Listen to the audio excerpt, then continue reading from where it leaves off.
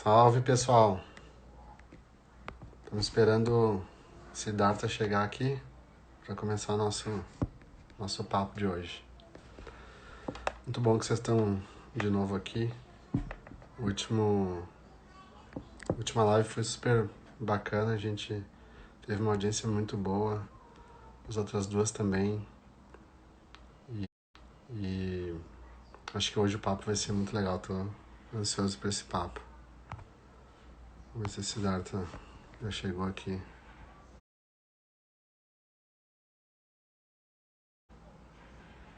Salve, salve, salve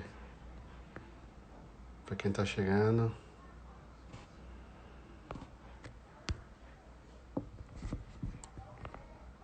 Alô, Siddhartha, cadê você?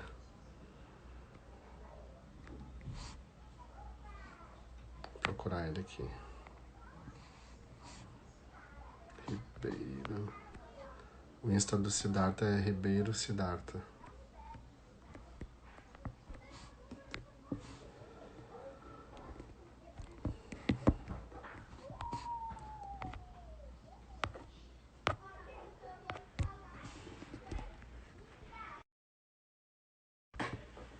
Peraí que eu vou pescar o Siddhartha aí, se posso se pausar. Logo volto.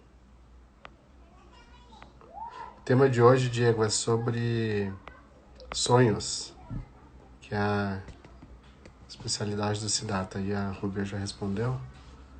Vou buscar ele no Telegram.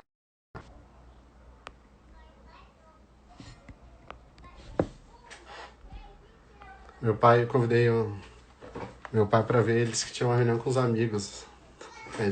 Os amigos estão entrando aí também. E aí vão ter muito assunto para comentar depois, porque o Siddhartha realmente é uma mente brilhante. Tá aqui. Vamos lá, Siddhartha. Chegou o Siddhartha. Conectando. Logo, logo a gente dá uma introdução e explica. Salve, querido. Salve, Rodrigo. Salve todo mundo em casa aí. Tudo bem, Siddhartha? Tudo bom, cara. Tirando o que tá ruim, tá tudo ótimo. Tirando que tá ruim, tá tudo ótimo. Rapaz, muito obrigado por aceitar o convite aí. Você sabe, a gente se conheceu faz pouco tempo aí, mas temos trocado bastante, tenho aprendido muito contigo. E Li todo o vice-versa. seu livro, ó, Oráculo da Noite. Anotei várias coisas aqui, fiz várias perguntinhas para nós hoje. Então, tô afiado nas perguntas aqui. Legal. Lembrando sempre da veia de jornalista aqui, não tem como escapar. Vou passar a bola para você, Siddhartha, mas vou falar um pouquinho sobre o Siddhartha. Ele é um dos principais neurocientistas do Brasil, do mundo, eu diria. Ele é Não, um grande especialista em sonhos, talvez o cara que mais entenda de sonhos, sobre sonhos, né? Escrever esse livro que é a história e a ciência do sonho na humanidade, desde o momento zero que a gente começou a sonhar e a importância do sonho para construir quem a gente é, né, como humanidade. E nesse processo todo, o Siddhartha aprendeu coisas incríveis, tem escrito muito em vários lugares, na Folha, Piauí, apareceu no Roda Viva recentemente. Então, o que o Siddhartha tem a dizer está muito, muito afinado com o que afinado e afiado com o momento que a gente está vivendo agora, dessa transformação fantástica que a gente está passando, com um pedágio muito alto, né? Que é essa quantidade enorme de vidas que a gente está perdendo, vai perder ao longo do caminho. Então a gente vai falar muito sobre isso, sobre o sonho nesse contexto, né? Como é que a gente pode utilizar o sonho como uma ferramenta. Então, Siddhartha, de novo, muito obrigado por estar aqui com a gente. Eu acho que eu vou começar já soltando uma pergunta aqui, que muita gente me pediu para fazer. O pessoal falou o seguinte: pergunta para o Siddhartha, por que as pessoas têm tido sonhos bizarros nesse momento? Acho que é uma boa pergunta para começar. legal, legal. Então, as pessoas estão tendo reações muito diferentes a esse momento, né? As pessoas que não têm condições econômicas de fazer isolamento, nem têm juízo, estão na rua tentando ter vida normal no meio da anormalidade, né? Do novo normal. Uhum. E essas pessoas talvez estejam dormindo igual, né? mas talvez seu inconsciente já esteja apitando e falando, vai dar errado. As Uhum. pessoas que estão muito preocupadas e ansiosas com o que está acontecendo e com o que vai acontecer, estão tendo dificuldade de dormir, estão estressadas, estão muitas vezes com insônia. Tenho amigos que estão com insônia que têm falado sobre isso. E é interessante porque os antigos sábios, né, que estudaram sonhos na antiguidade, Macróbios, Artemidoros, falavam que a insônia é o sonho com um tema único. Eu achava isso super estranho, mas agora eu entendo melhor. Se você está muito preocupado, você está acordado, mas está pensando só naquilo. E, na verdade, o sonho, hoje em dia, a gente entende o sonho como alguma coisa que está sempre acontecendo, né? Durante o sono e também durante a vigília, que a gente chama de imaginação, né? Então, essas pessoas estão sofrendo muito, estão com sono leve, o aumento da adrenalina, do cortisol, dos níveis de noradrenalina, tudo isso faz com que a pessoa tenha um sonho agitado, a tendência a ter pesadelos e tal. Uhum. Tem outras pessoas que estão conseguindo utilizar esse momento, que conseguem fazer isolamento e conseguem entrar no momento presente sem ficar muito na ansiedade do futuro ou na ruminação do passado. Essas pessoas estão conseguindo dormir melhor, tem mais oportunidade para dormir, mais horas, e às vezes com mais tranquilidade até do que antes, porque estavam numa vida muito corrida. Uhum. E aí tem várias pessoas que estão relatando sonhos épicos, sonhos magnos, grandes sonhos, sonhos assim de sabor junguiano, né? Uhum. E a gente está vivendo um momento épico, solene, planetário, histórico. A gente pode usar N adjetivos aqui. Uhum. Muita gente que começou a fazer sonhário nessa experiência, seja por interesse, por decisão própria, seja porque se engajou numa pesquisa. Tem muita gente fazendo pesquisa com sonhos na pandemia. No nosso grupo de pesquisa, a Natália Mota está fazendo uma pesquisa, está concluindo uma pesquisa sobre isso. Na UFMG tem, na USP tem, na URGS tem, Harvard tem, em vários lugares tem, né? E o que está saltando à vista é que os sonhos das pessoas que conseguem fazer os relatos e que estão focando nos sonhos, eles estão, de fato, mais bizarros, mais vívidos, mais enigmáticos, mais perturbadores do cotidiano, ou pelo menos com mais impacto emocional na vida das pessoas. E isso Uhum. tem a ver diretamente com a função onírica, que a função onírica é justamente tentar fazer sentido do que está acontecendo para saber para onde ir. Uhum. Está nesse momento solene de tentar ver, deu errado, o carro capotou, o que a gente vai fazer? Antes de entrar nessa, eu queria voltar. Por acaso eu tenho essa pergunta aqui mais para frente, esse data, mas eu queria falar de uma outra coisa antes, que é uma frase que eu li no teu sonho ali, no teu livro, que é um sonho também, sobre o sonho prepara o sonhador para o dia seguinte. Essa frase, não sei se é do Jung ou Do Jung. é do Frase Jung, do né? Jung. E é uma frase fantástica. Quando eu li essa frase, eu falei, meu Deus, quanto sentido que faz, né? E isso se manifesta de diversas maneiras. Sei lá, você vai ter uma reunião importante, você vai conhecer uma pessoa, você vai reencontrar uma pessoa, você sonha com coisas que dão errado naquele evento, né? Você escreveu no livro sobre defender uma tese de doutorado. E aí, ao sonhar sobre essas coisas que dão errado, você de alguma maneira se prepara. Como isso se manifesta de outras maneiras, essa frase tão importante assim?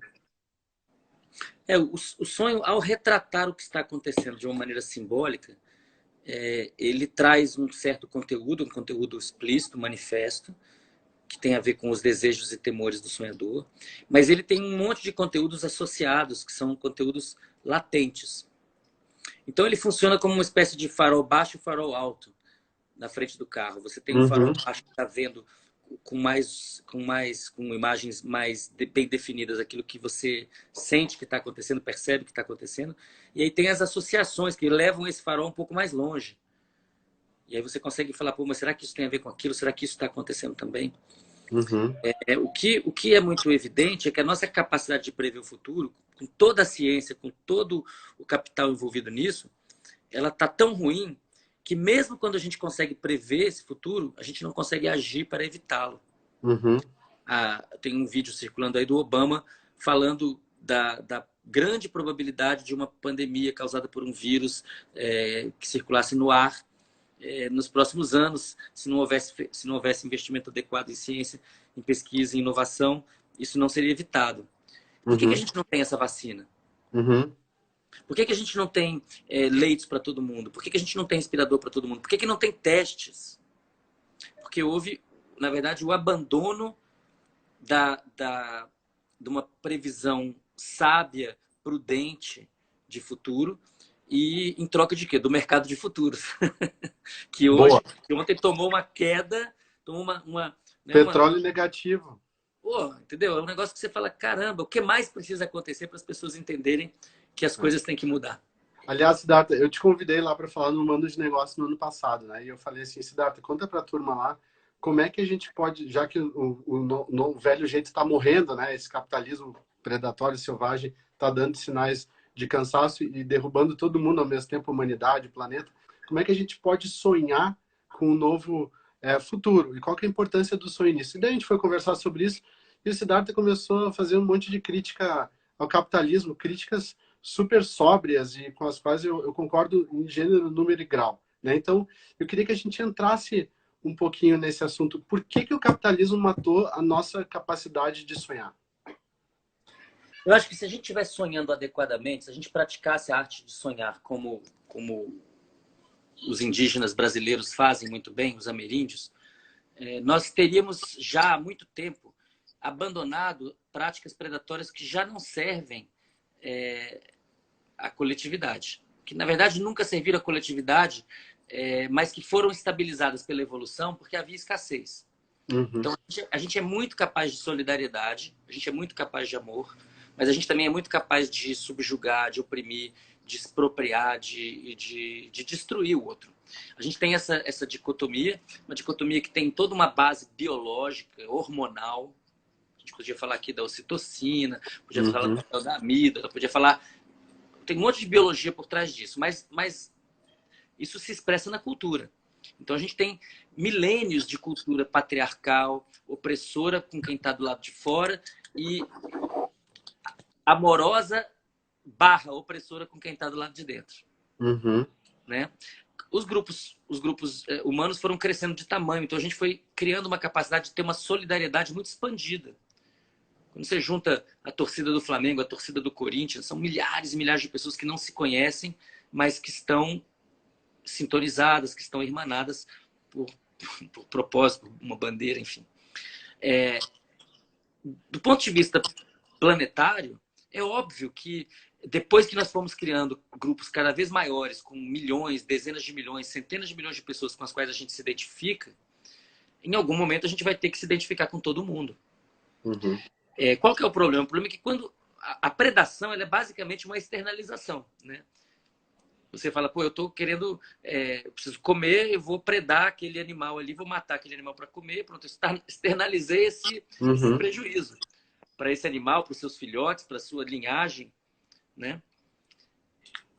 Agora não dá mais para externalizar, porque a gente agora se deu a volta, a gente está tudo globalizado. Se Uhum. os ricos querem ter saúde, os pobres têm que ter saúde também. Por quê? Porque uma pandemia pega todo mundo. A pandemia pega todo mundo. Então, o rico não adianta o rico falar, eu estou seguro. Porque não está seguro. Porque não vai poder interagir com ninguém. E mesmo assim vai ficar doente e vai morrer. Dono de banco morre também. Morre. Então agora está num momento muito crucial. Porque assim, enquanto houve escassez, fazia muito sentido acumular para os seus e negar qualquer coisa aos outros. Uhum. No momento que existe abundância, qual é o sentido de negar alguma coisa aos outros? Então, Uhum. as pessoas que hoje acumularam todo esse capital, esse acúmulo incrível de capital que aconteceu entre o século XIX e agora, as famílias mais ricas do mundo são famílias que, pelo menos no Ocidente, no Oriente é diferente, né? E no Oriente Médio.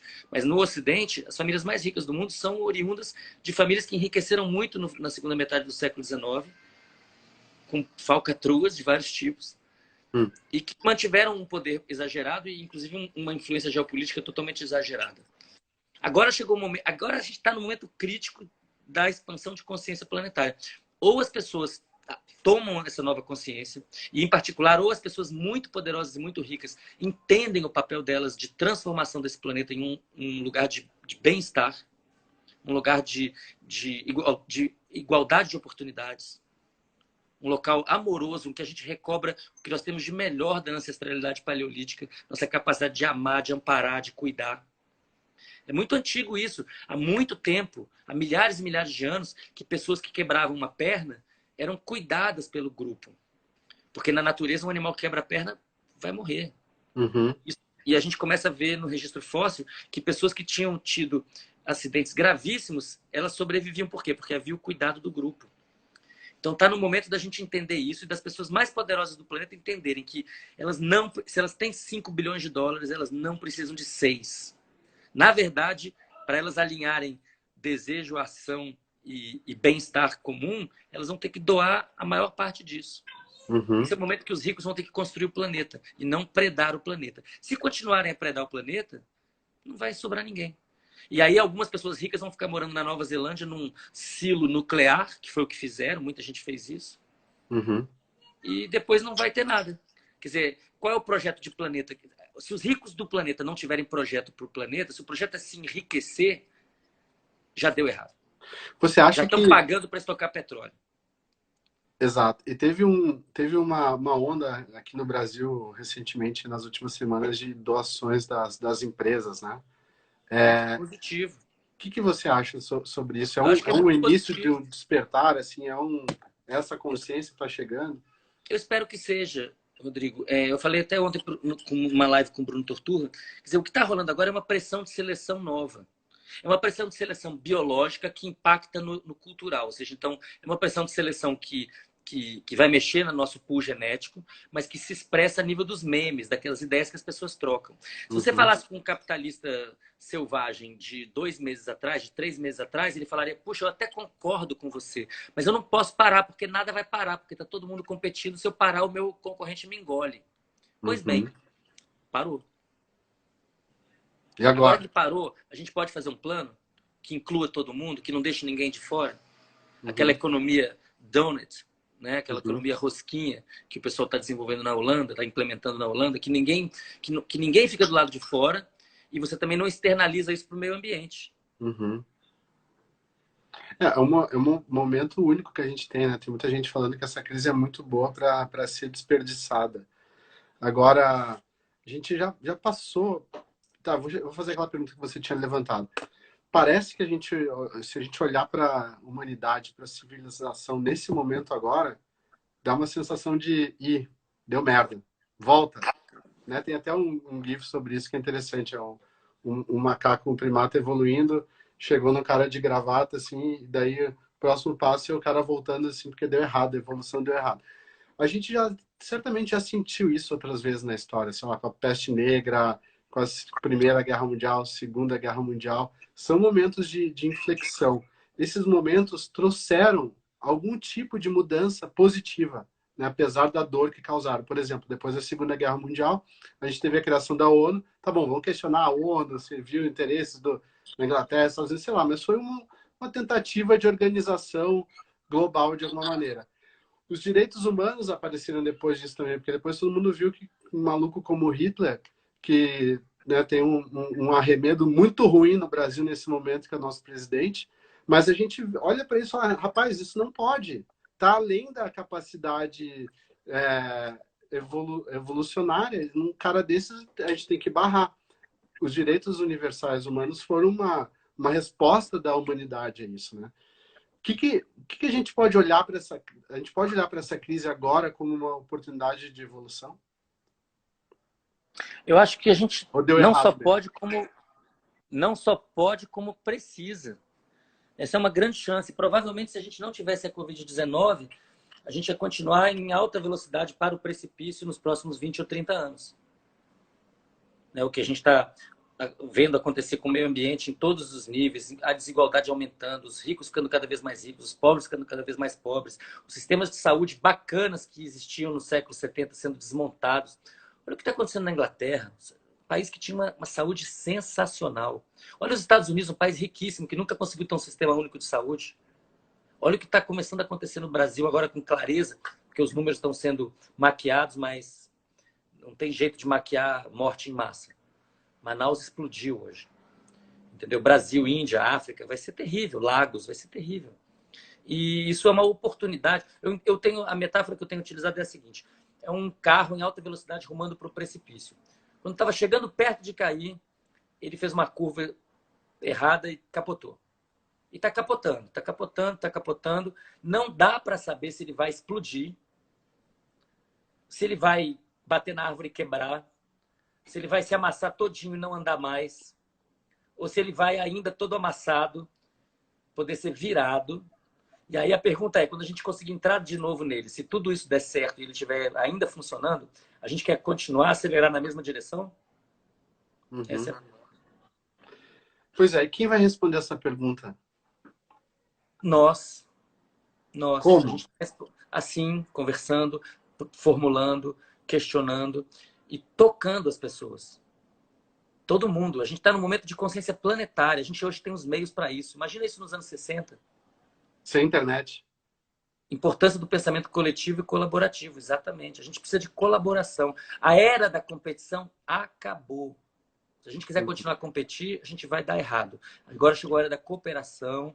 Não precisa mais, a gente não precisa mais de guerra, não precisa mais de luta, já tem abundância, a gente tem ciência, tem cultura, tem arte, tem expressões de saberes populares, tradicionais, poderosas. Está na hora de juntar o melhor da humanidade, fazer a síntese do que nós fizemos de mais legal nos últimos 300 mil anos e fazer um projeto, um plano para esse planeta.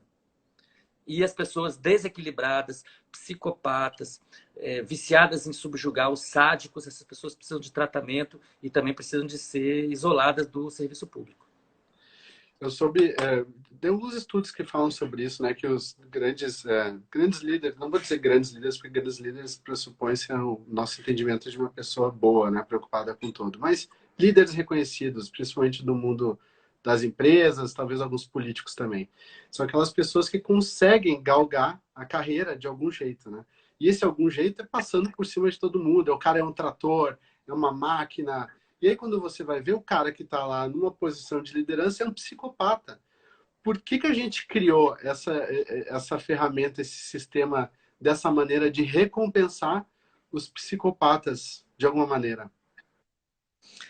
Então, a gente tem que olhar para os estágios de evolução da consciência humana. Então, existe um estágio de evolução da consciência humana. Muitas pessoas pensaram sobre isso, existem muitas classificações diferentes.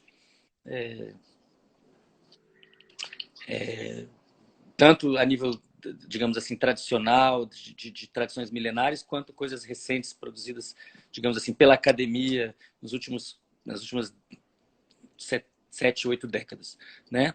Então, tudo indica que a gente tem ainda uma prevalência de formas de pensamento, formas de consciência, que são características da Era do Bronze.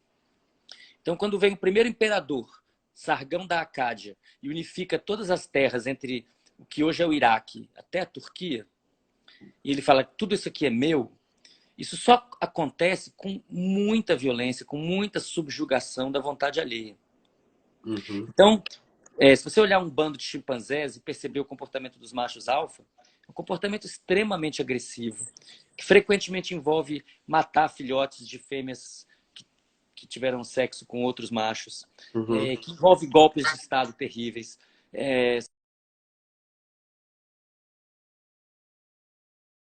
Siddhartha deu uma travada. No Shakespeare. Está transmitindo, não? Voltou. Né? Então, existe uma continuidade do comportamento patriarcal violento, desde grupos de chimpanzés até a Idade Média, até a Renascença, até um Shakespeare, até um CEO de bem-sucedido. Uhum. Né? Digamos assim, o que eu tenho simplificado como dizendo um comportamento de dopamina, de competição, de presa-predador, de quem é que consegue, mesmo roubando e indo contra as regras, vencer. E isso foi muito premiado. O capitalismo foi construído nessas bases. E antes dele o mercantilismo e o escravismo, a escravidão gigantesca. Toda a construção do capital foi feita com escravidão. Uhum. Então esse é um momento de a gente confrontar isso com outra parte do nosso cérebro, do nosso ser, que é uma parte ligada ao amor, à solidariedade, ao cuidado, à ética do cuidado, né? Que está ligada à serotonina. Claro que isso é uma simplificação um pouco grosseira, dopamina e serotonina. E aí tem, como está lembrando aqui a Isa, que tem a vertente também nos nossos e primos símios, que é a vertente dos bonobos, né, que são muito semelhantes aos chimpanzés, mas que, em vez de resolver os seus conflitos na base da violência, muitas vezes, não sempre, mas muitas vezes resolve os seus conflitos na base do amor. Né? Macaco Quando o pessoal hippie, né? começa a querer brigar, as fêmeas vêm, transam com todo mundo, e o pessoal faz uma celebração do amor carnal, faz um carnaval. Né? Uhum. A gente tem no nosso comportamento essas duas linhas, né? A gente é capaz de fazer as duas coisas. Uhum. Inclusive, é muito assustador que no Brasil a gente esteja flertando tão poderosamente com o patriarcado ignorante, energúmeno e destrutivo, porque o Brasil é o celeiro de alegria do mundo. O mundo precisa muito do Brasil. Se o Brasil virar um necropaís, se a gente virar um país de ditadura com machocracia e teocracia, a gente vai estar, o mundo inteiro está privado de uma fonte de axé fundamental. Então, a nossa luta aqui, na verdade, é de interesse global. Não, e só pegando esse gancho aqui, Siddhartha, que eu acho que talvez seja um caminho para a gente andar agora aqui, que você fala no livro que a religião é comparável a uma neurose infantil. E a gente está vendo agora o governo se apoiar enormemente na religião, né? E assim, não estou sendo contra ou a favor a religião aqui. É tudo uma ferramenta, é como você usa isso, né? E a gente está vendo agora que a religião está sendo usada de alguma maneira para manutenção do poder, como já foi feito há muito tempo. Agora, por que essa metáfora é comparável a uma neurose infantil? Na verdade, isso vem do Freud, isso vem até de outras pessoas, do Tyler, da antropologia do século XIX, isso tem a ver com Durkheim, isso tem a ver com outras, tem a ver com pensamentos de 100 anos atrás, de verem no comportamento religioso do que ele chamava os primitivos, animista, coisas muito semelhantes a fenômenos, a confabulações infantis. Eu acho que, na verdade, vamos falar de espiritualidade em vez de religião. Existem muitas maneiras de viver a espiritualidade. Existem maneiras que são absolutamente transcendentes, cósmicas, planetárias, solidárias, amorosas, tudo de bom. E existem maneiras primitivas, que estão ligadas a esse momento da Idade do Bronze, em que a gente aprendeu não a subjugar 20, mas a subjugar 20 mil. Uhum. Né? Houve uma tecnologia de controle mental para subjugar milhares de pessoas. E isso se manteve, isso está na semente ou na matriz de um monte de empresas, de estados e de empreendimentos. Uhum. Mas também tem o outro lado. Tem um Bill Gates, que tem uma generosidade incrível de doar 5% do que tem para causas planetárias. Ele está muito longe do que eu acho que é um ideal cristão, por exemplo. Se fosse cristão mesmo, ele doava 95% do que tem e ainda assim comeria, beberia, viajaria e faria tudo o que quisesse. Uhum. Eu acho que é essa consciência que está emergindo, com muito atraso. As ideias do Buda, do Siddhartha Gautama, as ideias do Cristo, ideias de Zoroastro, ideias mesmo de Maomé, com algumas ressalvas, são ideias a serem implementadas ainda. Uhum. Né? Uhum. No caso de Maomé é um pouco mais complicado, mas vamos pegar a versão de Cristo de São Paulo, que é amar a todos como a si mesmo, mas todos mesmo, não só os judeus, todo mundo. Uhum. Isso é uma coisa básica. Se a gente fizer isso, fica tudo mais simples. Só que todo mundo que professa isso, quase todo mundo que professa isso, não pratica isso. Uhum. Então, essa desconexão entre desejo e ação é um desalinhamento, eu diria que é um mal civilizacional. A gente vai ter que resolver. Aí é que o meu otimismo, na verdade, deriva da minha visão de mundo evolutiva. Uhum. O que nós estamos enfrentando é uma pressão de seleção. Uhum. Se nós não formos capazes de nos adaptarmos, nós não vamos sobrar. Não vamos estar aqui. Então, eu sou otimista porque a gente meio que não tem outra opção. A gente vai ter que fazer isso. Agora, a gente já fez isso antes. A gente fez isso inúmeras vezes. Nossos ancestrais fizeram isso por milhares e milhares de anos. Foram capazes de se unir, de colocar diferenças de lado e trabalhar em conjunto. Uhum. E agora a gente tem que fazer isso numa escala global. Mas a gente já fez isso em tantas outras escalas, por que a gente não faria? Tá na hora, né? Tá na hora. Tá A na hora é hora. essa, a hora chegou. Agora, porque vamos voltar um pouquinho para a questão do sonho, depois a gente vai. Eu quero voltar no tema espiritualidade, tá? Para a gente falar na parte final da conversa aqui. Você teve uma busca linda pelo sonho, assim, né, no teu processo. Queria que você falasse um pouquinho lá como é que foi a questão do teu doutorado, de como é que você dormiu, daí como é que você foi descobrindo a questão do sonho. Daí você dá uma introdução nisso, depois eu vou fazer umas outras perguntas aqui, para olhar para o sonho de maneira prática, como ferramenta para a gente nesse momento. Eu tive uma relação com sonhos muito profunda desde cedo. Eu conto isso no meu livro, porque logo muito cedo aconteceu uma coisa importante na minha vida, que eu não vou dar spoiler, e o sonho foi sintoma do que estava acontecendo, mas também foi através dele que eu tive uma cura. Uhum.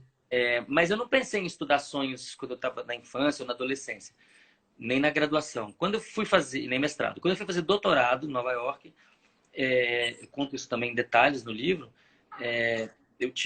eu cheguei em janeiro, no inverno, e atrasado, o semestre tinha começado em agosto, então eu estava desadaptado, eu peguei o bonde andando.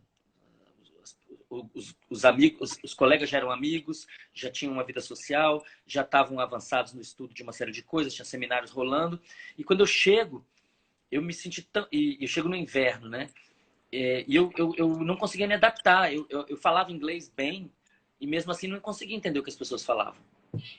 Uma coisa super estranha. Eu me lembro de chegar no primeiro dia, eu cheguei num seminário, estava todo mundo lendo artigo científico, discutindo, comendo pizza e as pessoas falavam e eu entendia assim, uau, uau, uau, uau. Não entendia o que as pessoas diziam. O estresse, né? O estresse muda totalmente a sua percepção. Eu também não entendia o conteúdo do que as pessoas diziam. Eu tinha estudado por livros antigos. No Brasil não tinha disponibilidade de livro bom, atualizado. Eu não tinha. Então eu fiquei assim, eu não entendia nada. Aí eu ia nas aulas, dormia, ia nos seminários, dormia. Aí falei, então vou trabalhar no laboratório, que isso eu sei fazer muito bem. Uhum. Vou lá, vou trabalhar na bancada. Chegava lá, me dava sono, dormia também no sofá do laboratório, o pessoal me via dormindo. Eu ficava constrangido e ia dormir em casa. E aí estava nevando, estava escuro, e eu não conhecia ninguém lá, quase ninguém. Conhecia algumas pessoas, meu orientador, a esposa dele, que são muito queridos, muito amigos, mas enfim, eu não tinha um grupo social ainda. Resultado, quando eu vi, eu estava dormindo 16 horas por dia. Eu saía, comia qualquer coisa, voltava e dormia, dormia, Por dormia. meses. Sonhava, sonhava. Isso durou janeiro, fevereiro e março. E aí eu falava, puxa, o sono tá me sabotando, eu tô querendo mostrar que eu dou conta desse doutorado aqui e eu não consigo fazer nada, não consigo fazer nenhuma das tarefas do doutorado. Nada. Nem trabalhar, nem estudar, nem ler, nem assistir aula, nem fazer seminário, nada. Eu estava totalmente desmobilizado para a ação. E estava num momento de introspecção, de me voltar para mim mesmo. Me rendi, me entreguei e tive incríveis experiências oníricas e sonhos lúcidos e sonhos. Aí comecei a sonhar em inglês, comecei a sonhar com aquelas pessoas novas, comecei a sonhar com biologia, com molécula, com receptor, com membrana, com proteína, com gene. E de repente, quando as flores vieram na primavera, eu desabrochei. Eu tinha um monte de amigos, eu entendia tudo, eu dava opinião, eu acertava, eu ia bem nas provas, eu estava fazendo trabalhos que depois deram certo no laboratório. Então foi uma passagem assim eu tive que me aprofundar muito, né, em mim mesmo para poder sair um outro Siddhartha capaz de dar conta daquela situação. Aí o que aconteceu é que quando isso finalmente se completou, eu fiquei completamente intrigado com aquilo. Eu falei, puxa, então esse processo que parecia uma autossabotagem, na verdade era uma preparação. Eu me voltei para o meu inconsciente para poder me preparar para essa nova vida consciente. E aí me interessei muito por isso, comecei a estudar e vi que se sabia quase nada sobre para que a gente dorme. Se sabia bastante sobre quais são os mecanismos que geram o sono, mas o que o sono causa em termos cognitivos, emocionais, era uma coisa ainda muito, muito pouco clara. E aí eu falei, então é isso, já que ninguém sabe, então eu quero saber. E aí, só que eu já tinha um outro projeto acontecendo no laboratório original, então eu não parei de fazer o que eu estava fazendo, eu simplesmente comecei a trabalhar em um segundo laboratório de dia e de noite. Então eu trabalhava em 2 laboratórios nos 2 turnos e fiz uma espécie de caminhos paralelos no doutorado. Entendi.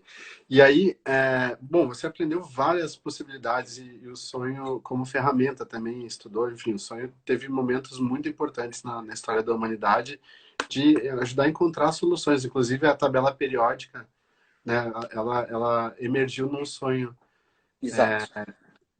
esqueci o nome do cientista, do Mendeleev. Mendeleev. E aí, eu queria te perguntar o seguinte. Às vezes, a gente dorme com um problema e acorda com uma solução. Minha esposa tem isso toda hora, é impressionante. Ela vai dormir e falar, eu vou amanhã vou acordar com a ideia.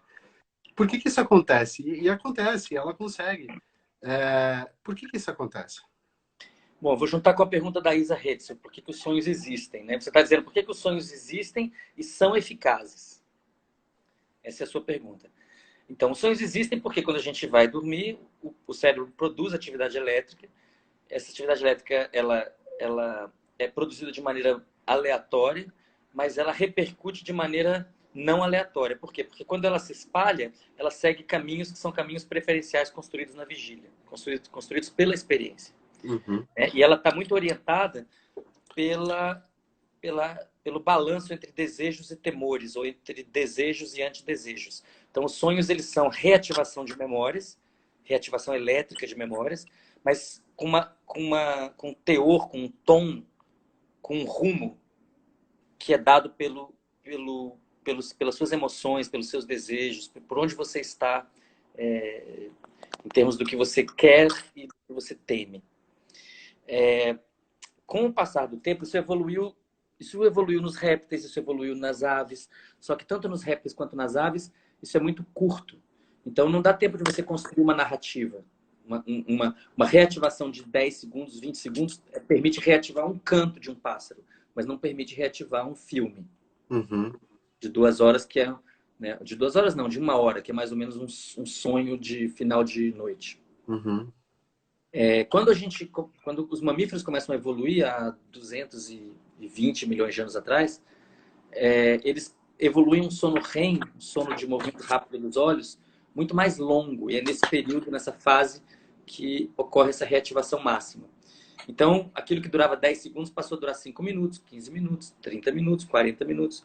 E começou a se gerar não mais um comportamento estereotipado, como um canto de pássaro, mas um comportamento complexo, como toda uma interação entre diferentes animais, levando a que se alcance um objetivo. Os sonhos, assim como a vigília, eles são ligados a objetivos, tanto que a maior parte dos sonhos tem a ver com objetivos que você não alcança, que são os sonhos da incompletude. Sim. Né? Então, o sonho ele foi se configurando em uma espécie de uma reativação do passado, uma memória, que não é igual ao futuro, nem igual ao passado. É uma coisa intermediária, que também não é igual ao passado, porque a reativação é imperfeita, até porque alguns neurotransmissores não estão presentes no sono REM, isso faz com que essa reativação seja ruidosa. Esse ruído introduz uma novidade. Uhum. E aí, ao despertar no dia seguinte, os nossos ancestrais mamíferos lidavam com as emoções daquele sonho. Então, o exemplo que eu tenho usado sempre é o exemplo de um animal que está na floresta buscando comida, um herbívoro, está buscando frutas, e de repente é atacado por um predador. E foge, escapa. Ele forma uma memória daquele ataque, aí ele vai dormir. Quando ele dorme, aquela memória é reativada. Ela não é reativada igual, mas ela envolve aquele predador e aquele local. Uhum. Quando ele desperta, ele tem medo daquele local e daquele predador, e não vai lá. Então, isso acoplou a memória do passado com uma mudança de comportamento futuro. Uhum. Isso é a base do que eu tenho chamado de um oráculo probabilístico, com base no ontem como será amanhã, que liga com a história do Jung, quer dizer, o sonho prepara o sonhador para o dia seguinte. Uhum. Vai acontecer daquele jeito? Não necessariamente. É um oráculo probabilístico. Né? Agora, quando isso vai chegando no mundo da cultura, quando isso chega quando se evolui depois de milhões de anos na linhagem humana, e a linhagem humana é uma linhagem que desenvolve a linguagem oral, a gente passa a ter um outro fenômeno, que é o fenômeno da narratização. Então, aquela experiência que era minha, só minha, passa a ser sua. E isso tem tudo a ver com a nossa ligação como grupo. Essa é a tradição oral que começou a nascer aí. Exatamente. Eu posso te falar, poxa, Rodrigo, eu tive um sonho que se a gente for no vale tal, tá cheio de caça. A gente vai poder caçar lá. E muitas vezes a gente foi lá e não tinha caça, mas uma vez tinha. Aí a gente falou, pô, premonitório. E os sonhos, como eles são um integrador do inconsciente, dos estímulos que foram percebidos consciente ou inconscientemente, eles, na Uhum. verdade, têm uma chance de acertar maior do que o acaso. Uhum. Tanto é que eles se estabeleceram, deram certo e foram parar nos livros da literatura desde o início da literatura. Então, o oráculo da noite, vale a pena ouvir o que o sonho tem a dizer. Como é que a gente acessa os nossos sonhos? Tem gente conversando aqui falando, nem todo mundo consegue sonhar. E isso não é verdade, nem todo mundo lembra do sonho, certo? Como que a gente pode lembrar do sonho? Existe uma tática para isso. Técnica. Quase todo mundo sonha. Mas muita gente não lembra que sonha. E isso tem a ver com a perda de importância do sonho na nossa vida. Aí, o que que faz o sonho não ter importância? Primeiro, a gente não fala dele com ninguém, não conta ele para ninguém. Isso já é terrível. Então, essa é a primeira coisa. A pessoa que quer sonhar e lembrar dos sonhos tem que falar dos seus sonhos para as pessoas. Quando tiver um sonho, tem que contar isso para alguém. Mas antes de contar para alguém, tem que contar para si mesmo. Uhum. Então, é a prática de ficar na cama bem quietinha ou bem quietinho e com papel e lápis fazer um relato. No início é difícil, depois fica fácil. Logo que acordar, pega um papel, uma Sem sair caneta, da cama. anota na Sem sair hora, da né? cama. Pode ser o Faz um celular ou não? sonhário. Isso. Faz um diário de sonhos. Um Pode sonhário. ser no celular? Pode ser no celular, pode ser no áudio, né? Mas para facilitar, para isso ficar mais poderoso, é importante que na noite anterior, ao dormir, antes de dormir, ela faça uma mentalização, que pode ser de teor poético, de teor psicológico, de teor religioso, místico, espiritual, como ela quiser, mas em que ela, de alguma maneira, diga para si mesma: eu vou sonhar, vou lembrar e vou relatar. Além disso, tem os hábitos, né? Então, se você vai dormir às 8 da noite, muito provavelmente às 4 da manhã você vai ter um sono REM maravilhoso. Se você for Uhum. dormir às 4 da manhã, muito provavelmente você não vai ter sono REM bacana. Seja porque você teve que despertar cedo porque o despertador tocou, seja porque você está tentando dormir no início da manhã quando o seu cortisol está super alto e você não consegue dormir direito. Uhum. Né? Então, existe uma maré hormonal. Se você dormir no início da noite, você vai dormir a favor da melatonina. Uhum. E depois você vai despertar a favor do cortisol. Mas se você dormir muito tarde, você vai tentar dormir contra o cortisol. Uhum. E não vai dar muito certo. Se você ingerir muito álcool antes de dormir, ele vai te facilitar a entrada no sono, mas vai cortar o sono REM no final da noite. Se você fumar muita maconha, vai facilitar a entrada no sono. Depende da maconha, depende da pessoa. Pode também dificultar. Mas depois a pessoa vai ter dificuldade de lembrar. Se usar pílulas para dormir, vai entrar em alguma coisa que parece com sono, mas não é muito sono e que depois vai ter um efeito amnésico. Se fizer Uhum. muito exercício antes de dormir, vai ter dificuldade de dormir e vai prejudicar a segunda metade da noite. Se ficar na tela até tarde da noite, vai impedir a produção da melatonina, não vai conseguir dormir cedo. Então, todos os nossos hábitos influenciam nisso. A pessoa que está interessada em sonhar bastante, ela tem que disciplinar o seu sono. Uhum. E já que você falou em substâncias aí, eu acho que é um tema importante, né, para esse momento que a gente está passando na humanidade. Queria falar de psicodélicos, tá? É,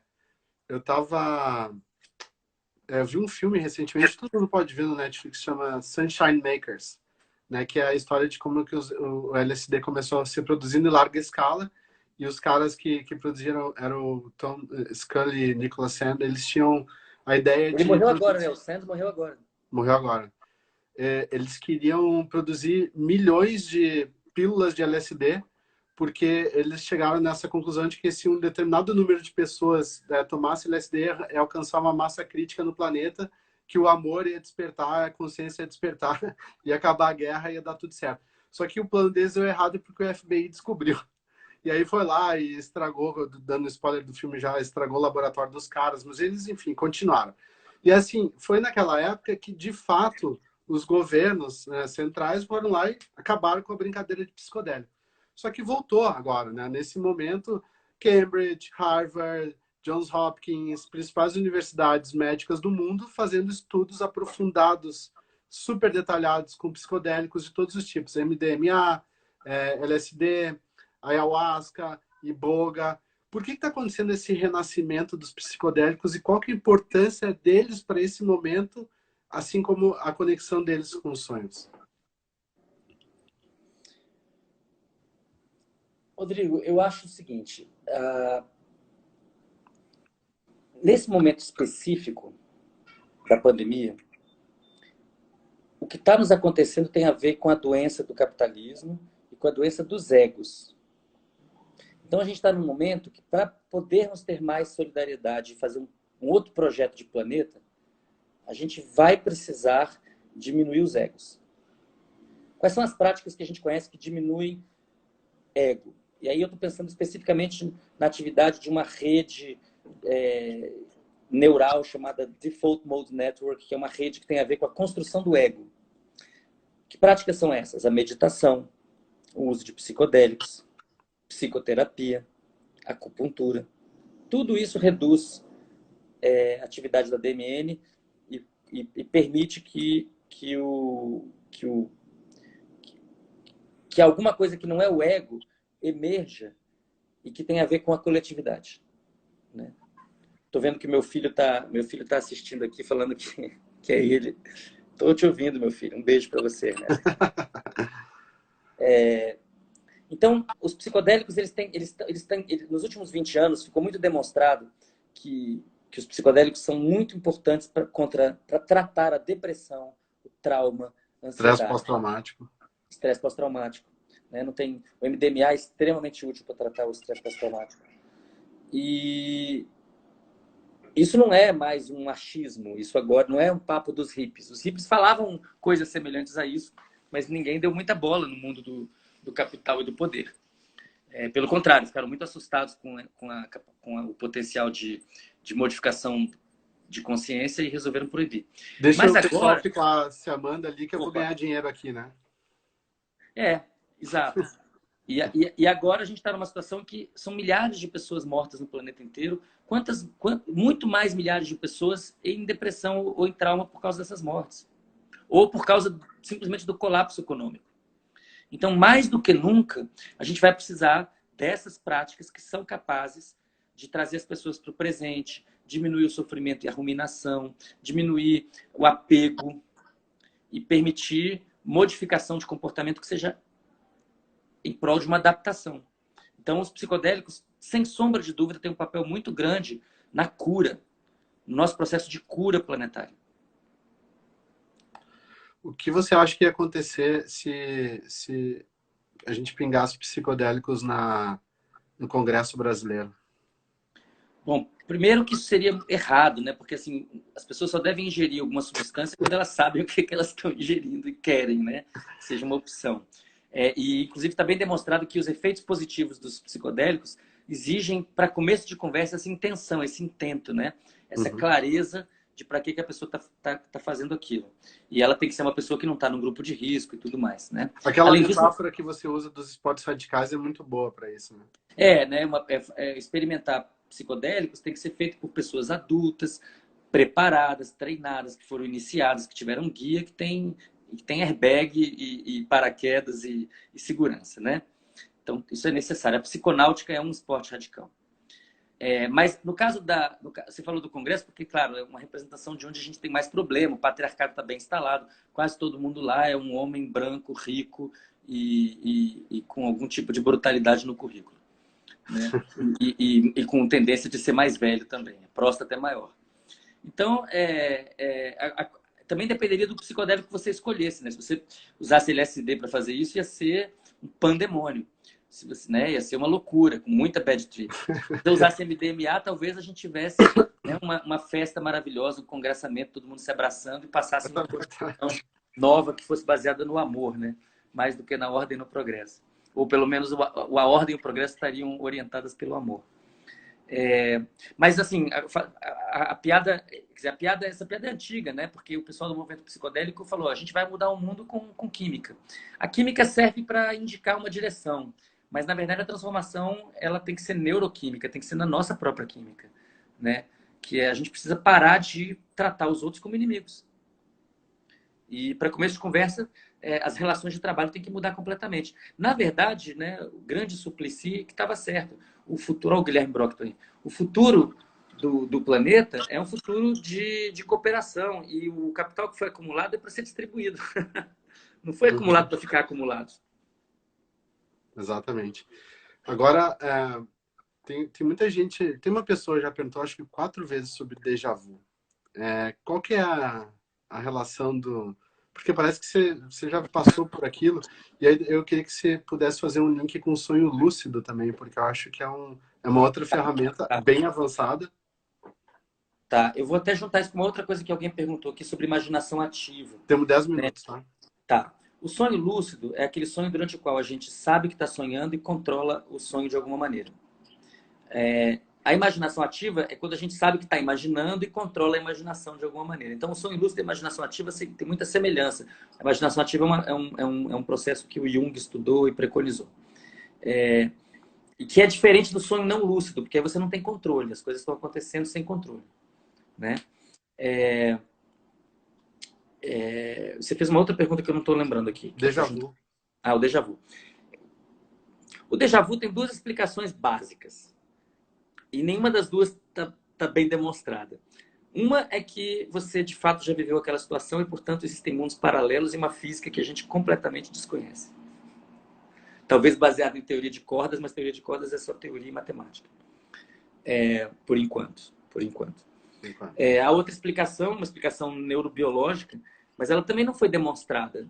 É uma explicação que envolve mexer muito a mão, então ela não é uma explicação muito sólida. A ideia é a seguinte: o cérebro ele trabalha com não é que ele trabalha assim. O cérebro é construído, está construído pela evolução de uma maneira a multiplicar cópias das informações. Então você recebe uma informação visual, bate na retina, vai para o geniculado, no tálamo, vai para o córtex visual e essa informação se divide em pelo menos no início duas vias, uma via dorsal, uma via ventral. Essa aqui tem mais a ver com onde está o objeto, essa aqui tem a ver com o que é o objeto. Uhum. Mas depois que elas vão nessas duas vias, elas continuam a se separar e dividir, tá? Vão gerando cópias daquela informação que vão informando partes diferentes do cérebro sobre o que está acontecendo. Em algum momento, aquela informação que começou entrando pela retina, ela vai se encontrar com ela mesma. Aquelas informações que foram separadas, elas vão acabar se reencontrando. E nesse momento aconteceria o déjà vu. Nesse momento você diria, eu já vivi isso antes. Quando na verdade sim, você viveu isso antes, há 200 milissegundos atrás. Então é uma falha Seria uma falha processo cognitivo. Isso. Então ou é uma outra física, ou é uma falha cognitiva derivada do fato de que o cérebro se ramifica, as conexões se ramificam muito dentro do cérebro. Ou é uma coisa bem trivial como uma falha, ou é um multiverso, que é o multiverso, né? Isso. Que é outra coisa. Pode ser tudo, né? Assim como a realidade. Exatamente. Agora, eu queria te perguntar, vou voltar nesse tema, assim, por que, o que fez a gente bloquear essas pesquisas com psicodélicos? Qual que foi o medo que emergiu? Qual que foi a preocupação que emergiu? Por quê? Bom, no nível 1, a guerra às drogas. Quer dizer, existe uma guerra contra certas drogas movida pelos Estados Unidos e depois por todo o planeta, desde os anos 10, 20, que eles estavam tentando fazer isso. Nos anos 30 eles conseguiram fazer para valer, e em 61 eles transformaram isso numa convenção mundial. Uhum. E no início os psicodélicos não estavam incluídos nessa lista. Só que os psicodélicos tradicionais, clássicos, né, os ligados à serotonina, o LSD, o DMT, o 5-methox-DMT, a psilocibina, mescalina e outros, a ayahuasca, né, que contém DMT e outros, são substâncias profundamente alteradoras da consciência, que hoje a gente sabe produzem muita plasticidade, muita sinaptogênese, muitas sinapses novas são geradas. Neurogênese então, também. quando as pessoas falavam assim, eu tive uma experiência de LSD que em 12 horas ou em 18 horas foi como fazer 10 anos de análise. Isso não é absurdo, porque de fato, em um período de um dia, a pessoa passou por uma modificação sináptica profunda. Uhum. E é evidente que isso depende também do contexto, porque você pode fazer, se você faz uma psicoterapia por 10 anos e é muito boa, tem um efeito. Se você faz 10 anos de psicoterapia ruim, tem outro efeito, né? Então o sistema entrou em pânico com isso, porque falou, puxa, as pessoas vão começar a usar psicodélicos e vão abandonar o sistema, elas vão parar de trabalhar, elas vão se desengajar do capitalismo. Uhum. Então resolveram proibir. Então já tinha a ver com o controle dos comportamentos, o controle dos corpos, né? E o controle da força de trabalho. É justamente isso que está em xeque hoje, porque hoje, por uma razão muito diferente, as pessoas não estão mais podendo trabalhar do mesmo jeito. E é justamente isso que está em xeque nesse momento. Meu camarada carioca, Érico, aí perguntando, mas o capitalismo não pode se tornar sustentável?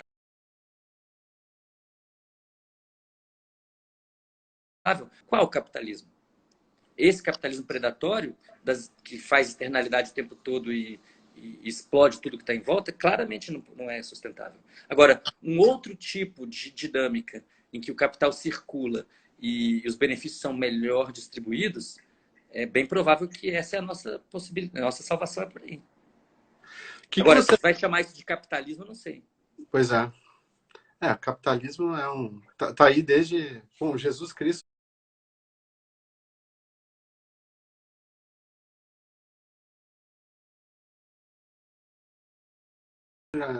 já expulsou os mercadores da porta do templo, né? E isso tem um afresco lá de 1500 que falava sobre isso. Essa discussão não é nova, talvez tenha uma oportunidade da gente mudar agora. Agora eu queria saber, o que você tem feito, Siddhartha, no teu dia a dia para manter a saúde mental, sem poder sair de casa, sem poder encontrar as pessoas? Como é que estão os teus sonhos? Rodrigo, nos primeiros dias da quarentena eu tive sonhos bizarros e odisseicos, cheios de aventuras e peripécias. E depois isso foi arrefecendo. Eu me dediquei muito nos últimos 30 dias, eu cuidei bastante mais dos meus filhos, é, cuidei muito mais de tarefas domésticas, me ocupei muito menos de ciência sobretudo, fui me desocupando dessa dinâmica da correria. A gente estava todo mundo correndo para produzir mais, para alcançar mais. Vamos lá, vamos para onde? Para onde que a gente está indo? Para onde? Eu acho que agora é o momento da gente pensar com muita calma onde a gente quer ir. Aliás, Fazendo exercício. esse é um tema, né? Porque a gente tá ouvindo todo mundo falar, bom, vamos produzir, fazer isso, fazer aquilo no momento da pandemia, e aí só que a pessoa tem que produzir, tem que lavar a roupa, tem que cozinhar, cuidar dos filhos, etc. Onde que vai descontar? No sono. O que você tem a dizer sobre isso? Dormir menos na pandemia. Qual que é o resultado? Pô, eu acho muito ruim, né? Porque o sono e o sonho tem tudo a ver com a regulação emocional. O sono REM, sobretudo, tem a ver com a regulação emocional. Se você passa por uma coisa adversa à tarde, você brigou com alguém que você gosta. E aí você tem um sono de qualidade, tem sonho com aquela pessoa e trabalha aquela briga. No dia seguinte, provavelmente, tem estudos mostrando isso, você vai ter uma atenuação das emoções negativas. Então, aquilo que ontem te irritou pra caramba, talvez você fale, pô, mas isso é uma besteira, vou lá pedir desculpa, vamos resolver isso aqui. Uhum. Então, o sono, e em particular o sono REM, que é durante o qual a gente sonha, mais vividamente, é muito importante para você poder tirar por menos. Claro. Para você poder falar, não, olha, o que é relevante é o que é positivo, não o que é negativo. E quando a pessoa começa a ficar privada de sono, a primeira coisa que acontece é que o humor dela piora. Uhum. Né? A Mariana está me perguntando, que é minha prima, usar maconha é bom na quarentena? Aí eu vou falar, qual maconha, quem e qual Então, quarentena? qual procedência? Não, qual maconha, quem é a pessoa que está usando e qual é a quarentena, que tipo de quarentena ela tem, que ambiente ela tem. Sim. Se ela Agora, não é de grupo de risco, se ela é adulta. exatamente. Siddhartha, se você tivesse oportunidade de estar um minuto com o nosso presidente da República, o que você diria para ele? Pede para sair. Rapaz, tá tudo tão difícil, né? E a gente está deixando tudo ainda mais difícil aqui no Brasil. Espero que a gente consiga passar bem por essa, por mais duro que seja. E que a gente não deixe nossos sonhos morrerem, né? Esse é o momento de recobrarmos a conexão com o sonho. Né? Eu estou torcendo para que essa palmada da Pachamama, como nosso irmão Lourenço falou há pouco para mim, essa palmada da Pachamama não seja fraca demais para que a gente não volte aos velhos hábitos e não seja forte demais que nos tire do planeta. Então tem que ser uma palmada de mãe, assim, adequada. É, engraçado, né? Que a gente. Faltam 30 segundos. Teve que vir uma chuva de fuligem da Amazônia para a gente